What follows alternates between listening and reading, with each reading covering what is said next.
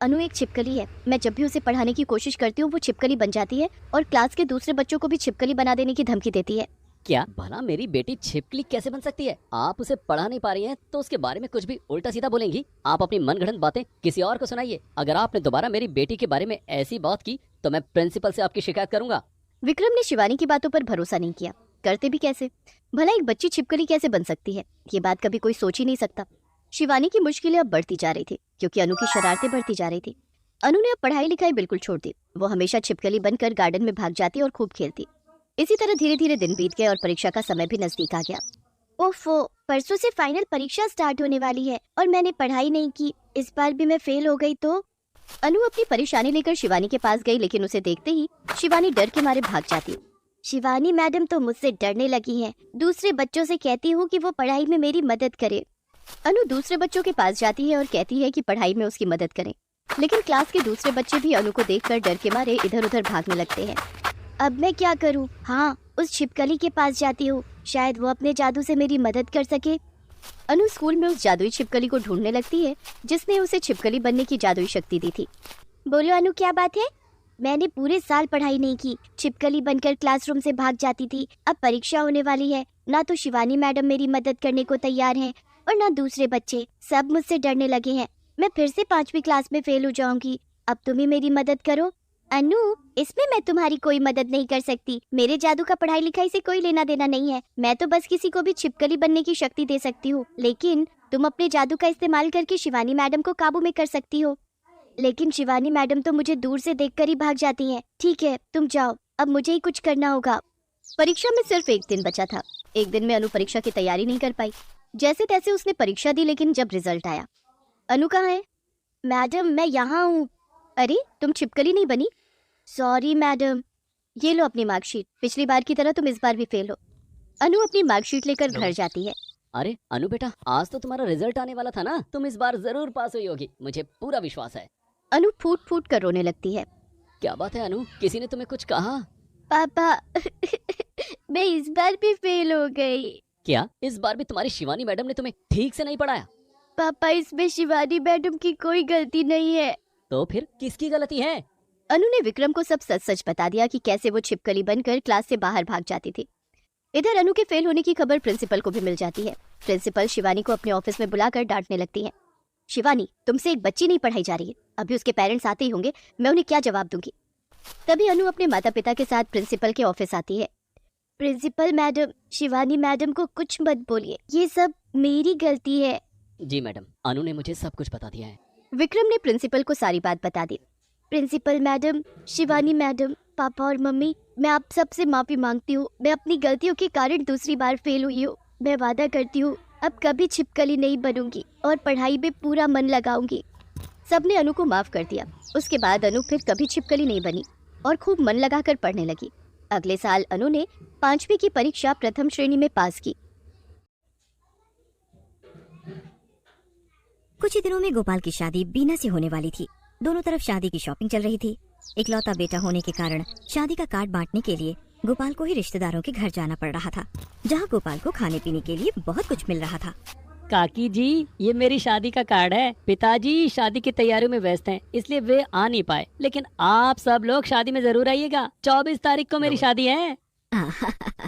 गोपाल बेटे, मैं और तेरे काका जी, चिंटू, बबली, सब लोग तेरी शादी में जरूर आएंगे। ये ले अपनी शादी की खुशी में मुंह मीठा कर। बेसन का हलवा मैंने अपने हाथों से बनाया है और ये मावे का लड्डू भी खा ले। ये तेरी बहन बबली ने बनाया है। वाह, बेसन का हलवा और मावे का लड्डू। गोपाल ने खूब हलवा और लड्डू खाए। काकी जी, लड्डू तो बड़े स्वादिष्ट हैं। तुझे लड्डू अच्छे लगे? तू रुक, मैं अभी आई। काकी रसोई में गई और एक डब्बा लड्डू ले आई और गोपाल को दे दिया। ये लेता जा, जब जब दिल करे तब खा लेना। अरे नहीं काकी जी, इसकी कोई जरूरत नहीं। अरे खा ले, इसके बाद तो तू बीवी के हाथ के बने लड्डू ही खाएगा। गोपाल लड्डू का डब्बा लेकर घर आ गया। दूसरे दिन, माँ, मैं शादी का कार्ड लेकर ऑफिस जा रहा हूँ। ऑफिस वालों को भी इनवाइट करना है। हाँ गोपाल बेटे, ऑफिस वालों को शादी में बुलाना मत भूलना। गोपाल शादी के कुछ कार्ड ऑफिस लेकर गया और ऑफिस में सबको शादी में आने के लिए कहा। अरे भाई, गोपाल की शादी होने वाली है, शादी से पहले बैचलर पार्टी तो बनती है। हाँ हाँ, हमें तो बैचलर पार्टी चाहिए। तो ठीक है, आज शाम को 6 बजे मेरी तरफ से गोपाल की बैचलर पार्टी होगी। आप सब लोग इनवाइटेड हैं। गोपाल के बॉस ने एक बारबेक्यू नेशन में बैचलर पार्टी रखी थी। ऑफिस के सारे लोग पार्टी में आए थे। पार्टी में खाने के लिए इतनी सारी चीजें थी कि उन्हें गिनना भी मुश्किल था। पार्टी में गोपाल ने ढेर सारे पकवान खाए। खाने के बाद गोपाल को बहुत जोर की डकार आई। आज तो मैंने बहुत खा लिया, क्या करूं, खाना इतना स्वादिष्ट था कि मैं खुद को रोक ही नहीं पाया। रात में जब गोपाल घर जा रहा था तो रास्ते में लगता है आज खाना पचाने के लिए हाजमोला खाना पड़ेगा। गोपाल ने एक दुकान से हाजमोला खरीदा और घर आ गया। गोपाल बेटे, खाना लगा दूं? नहीं माँ, मैंने खाना खा लिया है, तुम लोग खा लो। गोपाल हाजमोला की शीशी लेकर अपने कमरे में आया।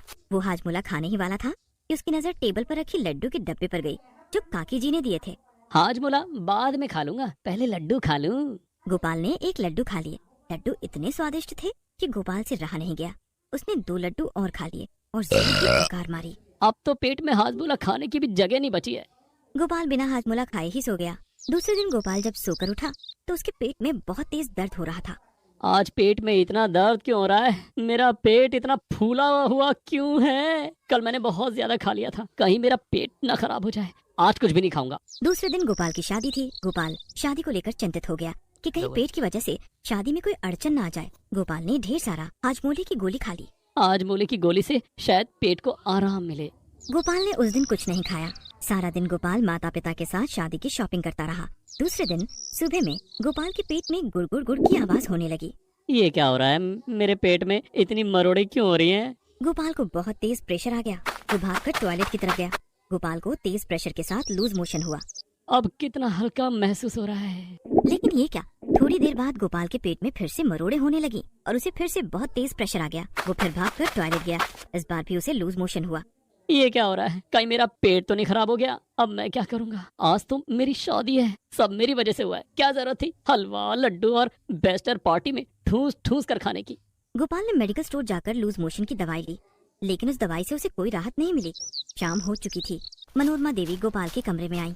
गोपाल बेटे, तैयार हो जा, हमें बारात लेकर लड़की वालों के घर के लिए निकलना है। ठीक है माँ, तुम सारी तैयारी करो, मैं अभी आता हूँ। घर के बाहर बैंड बाजे वाले आ गए थे। बारात में जाने वाले सारे रिश्तेदार गोपाल का इंतजार कर रहे थे, लेकिन गोपाल को तो दस्त लग गए थे। वो बार बार टॉयलेट जा रहा था। मनोरमा देवी फिर आईं और गोपाल के कमरे में गईं, तो उन्होंने देखा कि गोपाल टॉयलेट में है। गोपाल बेटे, बारात निकलने में देर हो रही है, फिर शादी का मुहूर्त निकल जाएगा, जल्दी तैयार हो जा बेटा। तुम चलो माँ, मैं आ रहा हूँ। इधर गोपाल को बार बार दस्त लग रहे थे, जिस कारण बारात निकलने में देर हो रही थी। उधर लड़की वाले बारातियों का इंतजार कर रहे थे। बारात नहीं आने के कारण रिश्तेदार आपस में बातें करने लगे कि शायद लड़के वाले दहेज में कमी के कारण नाराज हो गए हैं, इसीलिए बारात लेकर नहीं आ रहे हैं। ये बात बीना के कानों तक पहुंची। ऐसा नहीं हो सकता, गोपाल और उसके घर वाले तो बहुत अच्छे हैं। उन्होंने दहेज की कोई डिमांड नहीं की, बल्कि उन्होंने तो दहेज लेने से इनकार कर दिया था। इधर बीना के माता पिता बारात नहीं आने के कारण परेशान थे। बीना के पापा, अभी तक बारात नहीं आई, क्या बात हो गई? कहीं लड़के वालों की कोई डिमांड तो नहीं है? तुम चिंता मत करो बीना की माँ, मैं अभी गोपाल के माता पिता से बात करता हूँ। राजेंद्र जी ने गोपाल के पिता सुरेश को फोन किया। भाई साहब, हमसे कोई गलती हो गई तो हमें माफ कर दीजिए, लेकिन बारात लेकर आ जाइए। यहाँ हम सभी लोग बारात का इंतजार कर रहे हैं। नहीं भाई साहब, ऐसी कोई बात नहीं है, गोपाल को तैयार होने में जरा वक्त लग रहा है। तभी गोपाल दूल्हे के रूप में तैयार होकर बाहर आ गया। लीजिए भाई साहब, गोपाल आ गया, बस हम अब यहाँ से निकलने ही वाले हैं। गोपाल घोड़ी पर बैठकर बारात लेकर निकल पड़ा। एक टैबलेट मैंने अभी खा ली है, अब शायद 10 नहीं लगेंगे। अब मैं आराम से ससुराल पहुँच जाऊंगा। थोड़ी देर बाद बारात बीना के दरवाजे पर लगी। गोपाल घोड़ी से कूदकर जैसे ही नीचे उतरा, उसके पेट में फिर से तेज मरोड़े होने लगी। ये क्या हो रहा है यार? अब मैं यहाँ कैसे टॉयलेट जाऊंगा? गोपाल को बहुत तेज प्रेशर आने लगा। इधर बीना के घर वाले उसका स्वागत कर रहे थे। बीना की माँ गोपाल की आरती उतार रही थी, लेकिन गोपाल के चेहरे का रंग ही उड़ गया था। गोपाल को परेशान देखकर बीना की माँ मंजुला ने कहा, क्या बात है दामाद जी, आप कुछ नाराज लग रहे हैं। अगर आपके स्वागत में हमारी तरफ से कुछ कमी रह गई हो तो हमें माफ कर दीजिए। नहीं माँ जी, ये आप क्या कह रही हैं? आपकी तरफ से किसी चीज की कोई कमी नहीं है। वो जरा यूं ही नई जगह है ना, और भीड़ भी बहुत है, इसलिए घबराहट लग रही है। थोड़ी देर में ठीक हो जाऊंगा। स्वागत के बाद गोपाल को जयमाला की रस्म के लिए स्टेज पर ले जाया गया। जयमाला की रस्म होने ही वाली थी। बीना भी अपनी सहेलियों के साथ स्टेज पर आ गई। इधर गोपाल का प्रेशर बढ़ता ही जा रहा था। उफ, क्या करूं यार, अब कंट्रोल नहीं हो रहा है। इतने लोगों के सामने कहीं मेरी शेरवानी में पॉटी ना निकल जाए। गोपाल के चेहरे के हाव भाव साफ साफ बता रहे थे कि वो किसी मुसीबत में है। इधर जयमाला की रस्म शुरू हो चुकी थी और बीना ने जयमाला गोपाल के गले में डाल दी। अब गोपाल की बारी थी, लेकिन जैसे ही गोपाल ने जयमाला अपने हाथ में उठाई तो जोर से उसकी हवा छूट गई। पूरे मंडप में बदबू फैल गई। गोपाल का प्रेशर भी बेकाबू हो चुका था। गोपाल के मुंह से आवाज निकली, अब और बर्दाश्त नहीं होता। बीना, मुझे 10 लग रहे हैं, बहुत जोर का प्रेशर आ रहा है। जयमाला की रस्म बाद में करूंगा, पहले मुझे टॉयलेट ले चलो। ठीक है, मेरे साथ आइए। बीना स्टेज से उतरने लगी और गोपाल उसके पीछे पीछे जाने लगा। जयमाला की रस्म अधूरी छोड़कर दूल्हे को दुल्हन के पीछे पीछे जाता देख शादी में आए लोग हैरान रह गए। ए राम, क्या जमाना आ गया है, अभी जयमाला की रस्म भी नहीं हुई और दूल्हा दुल्हन हनीमून मनाने चल दिए। और लोग भी न जाने क्या क्या बोलने लगे। इधर बीना गोपाल को अपने कमरे में ले गई और उसे टॉयलेट का रास्ता दिखाया। टॉयलेट में जाकर गोपाल को काफी राहत महसूस हुई। इधर इन सब बातों से अनजान बीना के माता पिता बीना के कमरे में आ गए। वे दोनों काफी गुस्से में थे। बीना, क्या हमने तुम्हें यही संस्कार दिए? तुम शादी के मंडप को छोड़कर दूल्हे के साथ रंग रलियां मनाने यहाँ आ गई। बेटी, शादी होने का तो इंतजार कर लेती। तभी गोपाल टॉयलेट से बाहर आ गया और बीना के माता पिता से बोला, माँ जी, बाबूजी, इसमें बीना की कोई गलती नहीं है। दरअसल मुझे 10 लग रहे हैं। मैंने ही बीना को कहा था कि मुझे टॉयलेट तक ले जाए, नहीं तो सारे मेहमानों के सामने मेरी बड़ी बेइज्जती हो जाती। 10 के कारण ही बारात आने में भी देर हो गई। गोपाल ये सब बोल ही रहा था कि उसके पेट में फिर से मरोड़े होने लगी और वो भागकर टॉयलेट में गया। गोपाल की हालत बिगड़ता हुआ देखकर बीना के पिता राजेंद्र ने फोन करके डॉक्टर को बुलाया। डॉक्टर ने घर आकर गोपाल का चेकअप किया। इन्होंने काफी उल्टा सीधा खाया है, जिस कारण इनका पेट खराब हो गया है। मैं एक इंजेक्शन लगा देता हूँ, थोड़ी देर में दस्त रुक जाएंगे। इन्हें अभी खाने के लिए कुछ भी मत दीजिएगा। ठीक है डॉक्टर साहब। डॉक्टर ने गोपाल को एक इंजेक्शन लगाया। थोड़ी देर आराम करने के बाद गोपाल बिल्कुल ठीक हो गया, जिसके बाद जयमाल की अधूरी रस्म पूरी की गई। अब गोपाल बहुत खुश था, लेकिन अपनी ही शादी में वो कुछ भी नहीं खा सकता था, क्योंकि डॉक्टर ने उसे कुछ भी खाने के लिए मना किया था। शादी में आए सभी मेहमानों को तरह तरह के पकवान खाता देखकर उसका भी खाने का बहुत मन हो रहा था। Control Gopal, control. कुछ खाया तो लेने के देने पड़ जाएंगे। अभी तो पूरी रात जागना है और शादी की रस्में पूरी करनी है। इस तरह से गोपाल की शादी संपन्न हुई। Please subscribe this channel.